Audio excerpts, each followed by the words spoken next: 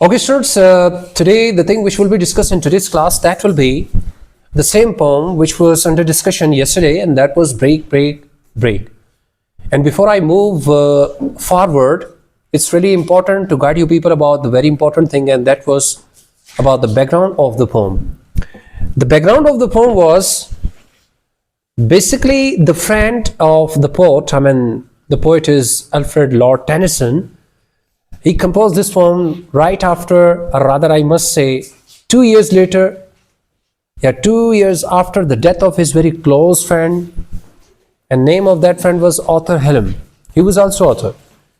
And it is said that the impact of his death can be seen, or rather the impact of the death of his friend is quite obvious in all of his works, because he is not able to forget his friend.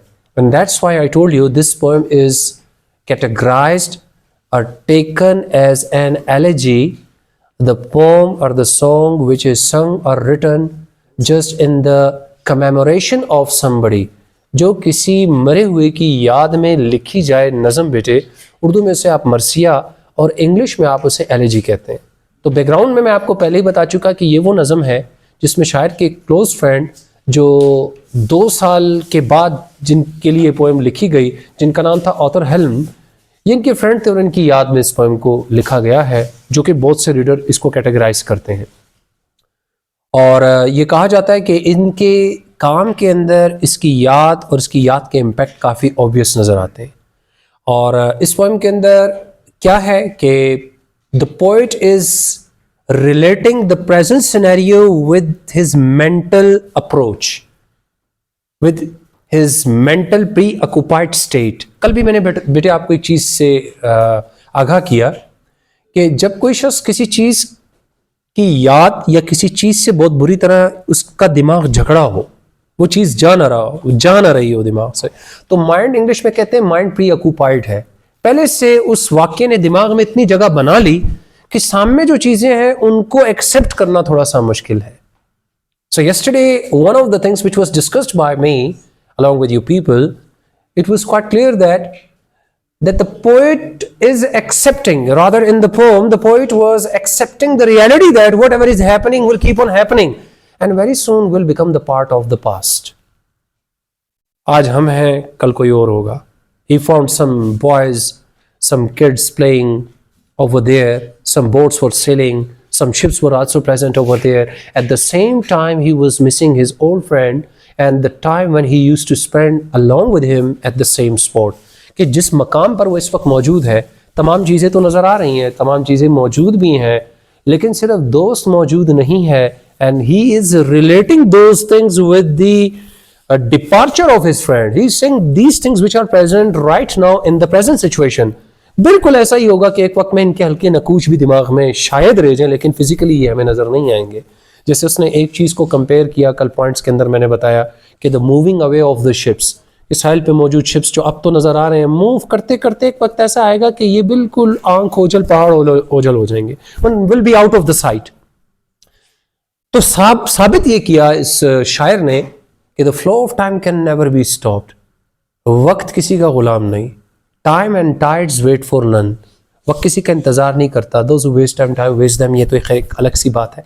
लेकिन every that moment you are passing, you are spending here, make sure, keep in mind, will never come back. Faizan, will never come back, वापसी का कोई भी रास्ता उसका नहीं है। बच्चे आज यहाँ हैं, they will get old, they will not be as they are right now. If they are kids now, in the coming time, in the coming ages, they will become old people. Just memories will remain in their mind. तो permanence of memory जो है वो तो रह सकती है, but one reality can be kept in mind quite clearly. Nothing is permanent in this world. हर चीज impermanent है, transitional है, temporary है, mortal है, इख्तिताम पर जाएगी, नहीं रुकेगी। Just like his old friend Arthur Hallam. आप कितनी भी यादों से किसी भी गए हुए रुखसत हुए लोगों को कितना ही पुकार लें कि एक वक्त था मैं यहाँ बैठता था, ऐसे होता था, ये उनके साथ वो जगह जहाँ पे इन्होंने वक्त गुजारा, आप चाहे उन जगहों को कह लें कि भी तुम बहुत अच्छे हो, तुम उसी तरह खूबसूरत हो, भूल भी है, लेकिन मेरा वो जो दोस्त नहीं है उसका क्या बनेगा, तो ये भूल नहीं ला सकते उसको वापस। Everybody knows the fact that the people those who passed away can never beg, because life is the token of death. जिंदगी मौत की अमानत है. Those who are coming, they are coming to go back. उन्होंने वापस जाना है. ये reality आपको इस पोएम में कम से कम सिखा दी गई है और बता दी गई है. आइए थोड़े से स्टेंजास की तरफ चल के बात करते हैं कि इस पोएम के अंदर क्या बात हुई है. अच्छा, इसको थोड़ा सा एक छोटा बैकग्राउंड और ले लीजिए. मैं थोड़ा सा स्ट्रक्चर बता देता हूँ बेटे, ताकि आपको थोड़ा सा और क्लियर हो जाए. These things will come to you, ये आप तक आनी है, लेकिन एक दफा सुन तो लीजिए कि what you are going to discuss. जगह बन जाएगी माइंड में. Break break break poem was written by Alfred Lord Tennyson. It is a poem that has 4 stanzas which are separated into set of 4 lines known as quatrains या quatrains.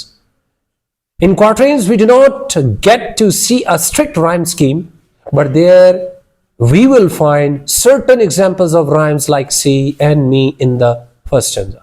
There are a number of patterns in the meter that alter throughout the poem. There are other lines with syllables in this poem, but you only also see instances of trimeter when the emphasis shifts places. खैर ये हल्की सी एक discussion थी. आगे बढ़ते हैं बेटे. Stanza number 1 start करते हैं. Break break break on the cold grey stones of sea. जब किसी चीज को बराह रास्त मुखातिब किया जाता है तो इसे कहते हैं अपोस्ट्रोफी. ये एक लिटरेरी डिवाइस यूज की गई है बेटे यहाँ पे. Break, break, break on the cold grey stones of sea, and I would that my tongue could utter the thoughts that arise in me. On one hand, he is standing at the place seashore. ये उसी मकाम पर अब भी मौजूद है जहाँ पर साहिल की लहरें पत्थरों से टकरा रही हैं, और ये उनको मुखातिब होकर फिर कह रहा है, Just do whatever is your duty. Keep on colliding. Keep on striking. कि आप अब भी टकराते रहो, पत्थरों से चट्टानों से टकराते रहो. कह रहा है and I would that my tongue could utter the thoughts that arise in me. कह रहा है लेकिन वो ख्यालात जो मेरे दिमाग में अब भी रूनुमा हो रहे हैं, उजागर हो रहे हैं. किसके बारे में बात कर रहा है? ऑथर हेलम. कह रहा है आपका जो काम है आप वो करते रहो. आपका जो काम है आप उस वक्त भी कर रहे थे.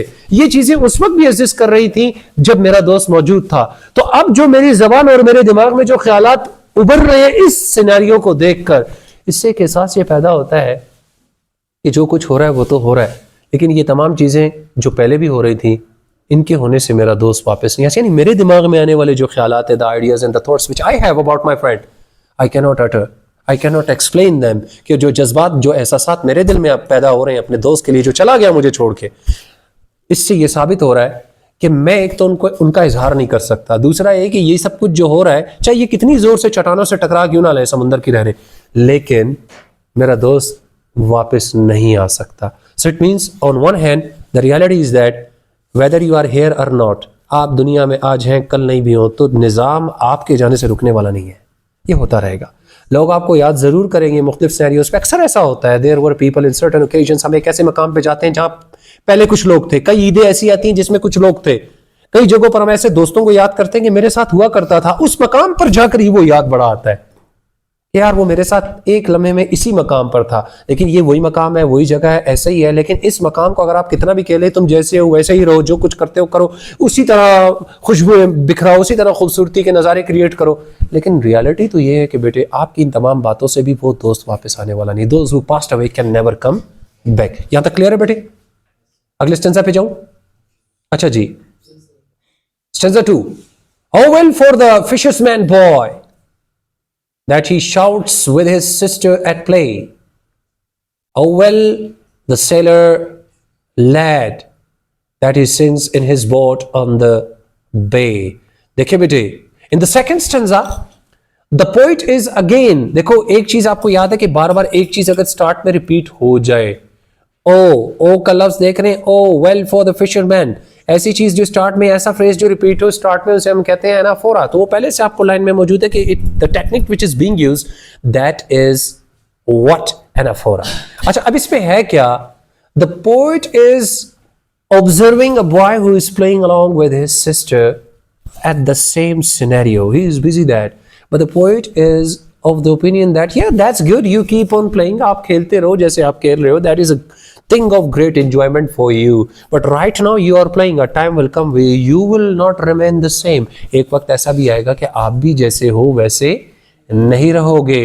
और उसके साथ साथ उसने यही कहा he sings in his boat on the bay. और वो जो साथ साथ, ये आप बे पता है किसे कहते हैं? पानी के साथ साथ एक किनारे के साथ साथ जहां जहां जहां पानी जा रहा है उसे हम कहते हैं बे। खाई जहां तक आपकी नजर जाए वहां तक, यानी एक वक्त ऐसा आता है कि आपको लगता है पानी नीचे को जा रहा है या जगह वो खत्म ही हो गई है।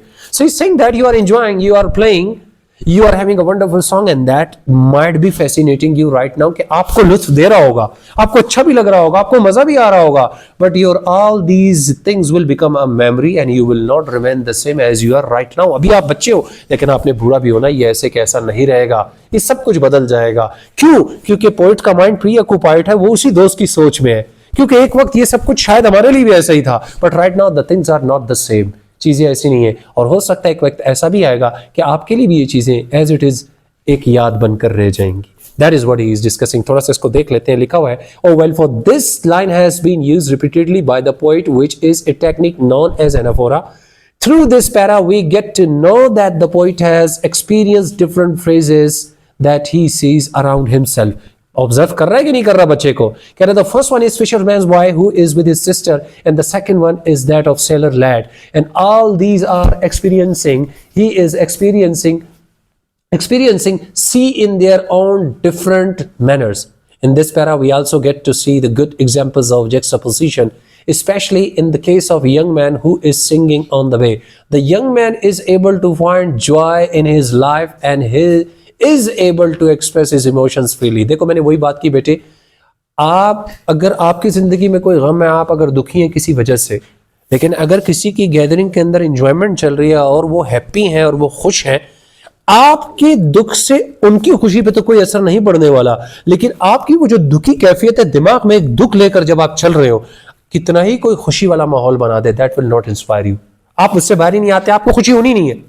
मैं सॉरी टू से मेंशन कर देता हूं कि for example somebody has face the death of somebody close relative. अगर आप उसको नेक्स्ट डे या एक हफ्ते बाद अगर खुशी वाले माहौल में आप सब एंजॉय भी करें ना, तो आपने फील किया कि वो दोस्त मुस्कुराता भी कम है और खुशी और उसके ऊपर जो दुख के आसार है चेहरे पर फिजिकली और मेंटली वो साफ पता चल रहे होते हैं, तो आप कोशिश करते हैं कि to take that friend out of that, but it's quite difficult to take him out of that. उसको उससे बाहर लाना इतना आसान नहीं है। वो जब तक जिंदा ना, वो यादें उसके साथ है और वो उसके साथ ही खत्म होंगी। You can not forget that. ठीक हो गया? ये वो बात थी। अगला स्टेंजा देखो, and the stately ships go on। ships flow of time को रिप्रेजेंट कर रहे हैं कि अभी जो ships हैं जो समंदर की लहरों पे हैं, जो आहिस्ता आहिस्ता आगे जा रहे हैं और जाते जाते एक वक्त आएगा सब गायब हो जाएगा। ऐसा ही है बेटे, ये शो कर रहे हैं फ्लो ऑफ टाइम को। The flow of time can not be stopped. आप खुदा करें खुश हैं, गम की हालत में है, आप एंजॉय कर रहे हैं, नहीं कर रहे हैं, the flow of time will never stop for anybody. वक्त किसी के लिए नहीं रुकता, वक्त किसी का गुलाम नहीं, और वक्त ही तो वो चीज़ है जो सबसे इंपॉर्टेंट चीज़ है, हम नहीं रोक सकते। आगे कहता है, to their heaven under the hill। होते होते क्या हो रहा है कि the ships which are present right now, a time will come they will be vanishing away at times। एक वक्त आएगा कि यही ships आपके सामने, आपकी नजरों के सामने गायब हो जाएंगे और आपको नजर नहीं आएंगे, यानी आंख ओझल पहाड़ ओझल। Same is the case with the flow of time, same is the case with the life, same is the case with the so many events and occasions, same is the case with the people, same will be the case with you। आपकी जिंदगी वाकयात, खुशी के, गम के, बच्चे बड़े हो जाएंगे, हम बूढ़े हो जाएंगे, बूढ़े चले गए हम भी चले जाएंगे। जिस तरह ये शिप्स आगे जाते जा रहे हैं और जाते जाते गायब हो जाएंगे, एक वक्त ऐसा होगा हमारे भी नकूश सिर्फ यादों में रह जाएंगे, हम भी नहीं रहेंगे, विल नॉट रिमेन। ये क्या बता रहा है? The reality of impermanence. दुनियावी जिंदगी की एक इम्परमानेंस को शो कर रहा है कि इट इज ऑफ टेम्पोरल और टेम्पररी नेचर। ये वक्ती नेचर वाली चीजें हैं, इसमें जो कुछ है हमेशा के लिए नहीं है। याद बनना है हर चीज को, क्योंकि रियलिटी का everything is suppose to taste the liquor of death. हर एक ने मौत के जायके को चखना है और चखना पड़ेगा, और वो यादों में रह जाएगा और वो गायब हो जाएगा। बिल्कुल इन शिप्स की तरह एक वक्त आएगा यादों में भी नहीं रहेंगे। Those even memories will be annihilated, दिमाग से वो यादें भी डिलीट हो जाएंगी। ठीक है, फिर क्या कहता है? But O for the touch of vanished hand and the sound of voice that is still। क्या बात समझ आई? लेकिन वो दोस्त जो मेरे साथ हुआ करता था, जो हाथों में हाथ डाले मेरे साथ यहाँ घुमा करता था, और वो आवाज जो उसकी मेरे कानों में अब तक मौजूद है, वो रुक गई। ये तमाम चीजें अब वो स्टिल हैं, वो स्टिल हो चुकी हैं, आगे नहीं बढ़ रही, लेकिन वो यादें जो उनकी हैं वो मेरे दिमाग में अब तक हैं। साबित ये हुआ कि यादें को दिमाग से निकालना मुश्किल है। वो दिमाग में रहेंगी, लेकिन फिजिकली जो लोग चले गए वो अब आपके सामने नहीं आ सकते. They will live with you in the shape of memories. थोड़ा सा इसको डिस्कस करते हैं. कहता है in the third stanza of the poem the speaker takes a light note of stately ships that are sailing off into the certain distance. He is also looking at this sea differently as compared to his own emotions. He hopes that they are going to a new land somewhere. The sorrow that they might have in their personal lives cannot touch them. But the lovely sight of these ships does not keep the speaker's mind occupied for very now. He very quickly come back to his own thoughts, which he depicted in the experiencing of touching a vanished hand. क्या कह रहा है कि ये जो ship जा रहे हैं उसको देख भी रहा है. ज़ाहिरी तौर पर तो जो कुछ है that is in front of the port, कि भी जो आपको भी नजर आ रहा है कि शिप चल रहे हैं, जाते जाते ये आगे चलते चले जा रहे हैं और एक वक्त आएगा कि ये दिमाग से यादों से चले जाएंगे, नज़र के सामने से मिट जाएंगे. लेकिन वो जब अपनी कैफियत को मेंशन करता है थोड़ी देर देखने के बाद, क्योंकि तो रियलिटी है, जो है रियलिटी है, लेकिन वो अपनी प्री ऑक्युपाइड स्टेट, वो दिमाग की कैफियत जिसमें वो दुख में डूबा हुआ है, वो फिर से जब आता है तो दोबारा ये कहता है ठीक है आज है ये शिप से एक वक्त में गायब हो जाएंगे. फिर बच्चों की तरफ देख के कहता है कि ये खेल रहे हैं, ये भी बूढ़े हो जाएंगे. लेकिन वो दोस्त का जो मैंने हाथ थामा था और वो जो यादें, उसकी आवाज, वो इधर तो स्टिल होगी, लेकिन मेरे दिमाग में आज तक उसकी कैफियत जो उसको मिटाना बड़ा मुश्किल है. Those are still existing in my mind, but the permanence और the presence of my friend is impossible now. These things can not bring back. My friend can not come back. That is a reality which he understood quite clearly. उसको वो समझ चुका है कि मेरे दोस्त को वापस लाना नामुमकिन है. तो गया हुआ वक्त वापस कभी नहीं आ सकता. बेसिक थीम ये बात हो रही है. और आगे क्या कहता है? In this line we get to see that author might be thinking of the hand of author Hallam. मैंने पहले ही बता दिया, मैंने उसके तस्करे से पहले, कि दोस्त के who is deceased friend, who is his deceased friend, मुझे उसका वफातशुदा दोस्त है, मरा हुआ दोस्त है. कह रहा है he misses the voice of his friend which actually comes in his mind. We get to know through these lines that whatever this speaker does, he cannot escape the memories of the person he lost. मैं यही कह रहा हूँ बेटे, आज हमारे बड़े हैं, मैं हूँ, आप हैं, तो दोस्त कोई आने वाला, कोई जाने वाला.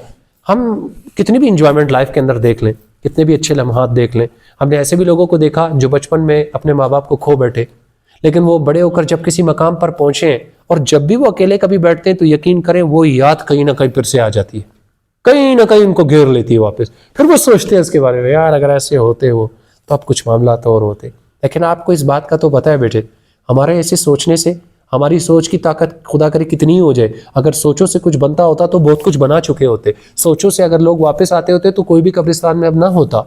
They all would be alive right now. But we are supposed to accept the reality that let bygone be bygone. जो गया सो गया, वो वापस नहीं आ सकता. Try to come into the present. But मैंने एक बात पहले क्लियर कर दी कि बेटे लोग चले जाते हैं, चीज़ें चली जाती हैं, लेकिन जो यादें एक दफ़ा दिमाग में फिट हो जाएं उनका खात्मा हमारे साथ ही होता है जब तक हम जिंदा हैं, जब तक मेमोरी के अंदर ताकत है. यहाँ तक कोई क्लियर, कोई मुश्किल बात बेटे? आगे स्टेंजा पे चलता हूँ बेटे. स्टेंजा नंबर 4 कहता है ब्रेक ब्रेक ब्रेक. देखो एनाफोरा यहाँ पे है या नहीं है? ये पहले भी इसने यूज किया, अब भी इसने यूज किया है स्टार्टिंग. और अगर यही लाइन आखिर में यूज हो रही थी तो हम इसको रेफरेन कहते हैं. रेफरेन किसी चीज का आखिर में रिपीट होना है, लेकिन एनाफोरा किसी चीज का कोई फ्रेज या कोई वर्ड है जिसका स्टार्ट में रिपीट हो रहा है, वो एनाफोरा है. ठीक है बेटे? कहता है break break break at the foot of thy crags all see, but the tender grace of a day that is dead will never come back to me. मैं थोड़ा सा इसको रीड करता हूँ फिर एलाबोरेट करता हूँ. कहता है the fourth stanza of the poem begins with the repetition of the break break break which is also stated in the starting of the poem. पहले भी बताया. Through these lines the poet tells the waves again to break against the shore at the foot of thy crags. It has to be noted that कह रहा है कि भाई आप अपनी पूरे जोरों शोर से आप जहां तक जा सकते हो वहां तक जाओ, टकराओ, पत्थरों के साथ, चट्टानों के साथ टकराओ. आप जितनी पावर से, जिस तरह आपके अंदर ताकत है, जितनी आप में जोर है, आप लगाएं और टकराएं. एक चीज यहां पर और भी आ रही है, ये अपस्ट्रॉफी भी है, क्योंकि ये फिर सी को मुखातिब कर रहा है. किसी बेजान चीज को जब जानदार समझकर मुखातिब किया जाए, ऐसे कि वो जानदार, इसको, इस लिटरेरी टर्म को कहते हैं अपस्ट्रॉफी. किसी बेजान चीज को जो इन ह्यूमन हो, इंसानी नहीं हो, गैर इंसानी चीज को जब मुखातिब कर रहा हो पोइट, उसे कहते हैं अपस्ट्रॉफी. ठीक हो गया बेटे? पर्सोनिफिकेशन में किसी चीज को जानदार बनाकर पेश करना होता है. वो पर्सोनिफिकेशन है। यहां पर ये सिर्फ एक लफ्ज यूज कर रहा है, ओ सी। तो किसी को ऐसे बुलाना जैसे कि वो कोई जिंदा हो, कोई इंसान हो, तो इसे कहते हैं एपोस्ट्रोफी। लेकिन अगर पूरी नजर में किसी स्टेंजा में वो सी को बार बार इंसान की तरह पेश करता, फिर पर्सोनिफिकेशन पर चले जाते। लेकिन सिर्फ एक लफ्ज के अलावा कुछ नहीं कह रहा, वो एक फ्रेज यूज कर रहा है, मुखातिब कर रहा है। मुखातिब करने के लिए जो लफ्ज है एपोस्ट्रोफी है। फिर कहता है, it has to be noted that in the last sentences the poet uses the exclamation mark to emphasize his passion. Despite the power of the waves, the damage that is caused by them, or the sight that he sees around him, he cannot get back to the grace of a day that happened before his friend left the world. क्या बात समझ आई? कह रहा है बेशक ये चट्टानों के साथ पानी का टकराना कितना ही मजबूत क्यों ना हो जाए, ये उस दिन को, इस दिन को जब हम, दो बातें हो सकती हैं, वो दिन जब मैं और मेरा दोस्त यहां पर थे, यहां पर एंजॉय कर रहे थे, जो अब दुनिया में नहीं है, जिसकी वफात से पहले हुआ था कि मैं और वो यहां पर एंजॉय कर रहे थे, तुम्हें ही देख रहे थे। आज तुम्हारी जितने भी ताकत से टकराना मुमकिन हो, चाहे जितने भी पावर से टकरा लो, इस टकराव से एक बात पॉसिबल है कि तुम उस दिन या उस दोस्त की याद, या वो जो मेरा दोस्त था जिसकी तरफ इशारा है ऑथर हेलम, उसको वापस नहीं ला सकते। That can not come back. जो कि आखिरी लाइनों में कह रहा है through these lines we get to know that the things are different now and that time will never come back to the poet. और होगा ये कि इसमें गया हुआ दोस्त जो रुखसत हो चुका है, जो यही नज़ारा अब हो रहा है, जिसमें पानी चट्टानों से टकरा रहा था, ये लहरें टकरा रही थी अपने पूरे जोरों शोर से। कहता है मुमकिन है शायद उसमें अब उतनी ताकत तो ना रही हो, लेकिन ये वही काम है जो मेरे दोस्त की वफात से पहले हमने देखा। सिनेरियो वही है दुनियावी, लेकिन आज इस टकराने से वो वाला बंदा जो यहां पर मौजूद था, इसको ऑब्जर्व कर रहा था, वो दोस्त वापस तो नहीं आ सकता। The flow of time, the reversal of time is impossible. तो यादें कितनी भी मजबूत हो जाए, सिनेरियो कितने भी अच्छे हो जाए, आपकी यादें किसी गए हुए को वापस नहीं ला सकती। The dead people, the deceased people, the went people, the lost people, the gone people can not come back, but we can recall them just through the power of our strong memories. मजबूत यादों के through ही इसको याद कर सकते हैं, बाकी कुछ नहीं हो सकता। So I hope that is enough for today. इंशाल्लाह इसके बाद जब आप आएंगे, I will also discuss some of the other things. कोई और चीज़ की जरूरत पड़ी तो मैं डिस्कस करूंगा, but up to this place it's enough. ये नोट्स आपके साथ शेयर होंगे, आप स्टडी कीजिएगा। और कल आपने क्या करना है, when you come tomorrow you will be giving the presentation of this poem. आप इस पोएम की प्रेजेंटेशन वन बाय वन यहाँ कर देंगे। Thank you very much.